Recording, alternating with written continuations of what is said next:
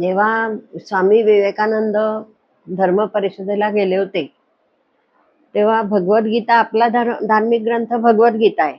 हो. तर तो भगवद्गीता तिथे त्यांनी अनेक ग्रंथ त्यांच्या पण धर्मांचे वेगवेगळ्या लोकांनी आणून ठेवलेले होते. हो. तर भगवद्गीता ठेवली होती खाली एकदम आणि त्याच्यावर सगळे ग्रंथ ठेवले होते रचून.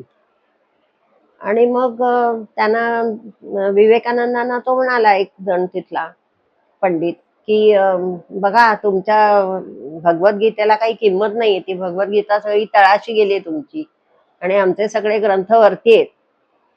तेव्हा विवेकानंद म्हणाले की अहो, तुमच्या सगळ्या ह्या धार्मिक ग्रंथांचा पायाच तर भगवद्गीता आहे.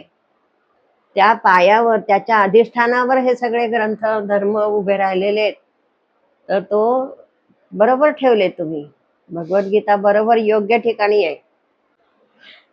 तर नंतर मग त्यांनी काय केलं, सगळे ग्रंथ उलटे पालटे केले आणि भगवद्गीता ठेवली वरती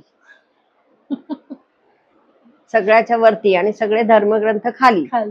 मग त्यांनी म्हणलं, आता तुम्ही फारच बरोबर केलं की आतापर्यंत मी सांगत होतो की भगवद्गीता हा पाया आहे, पण भगवद्गीताच सगळ्या धर्मांचा कळस पण आहे.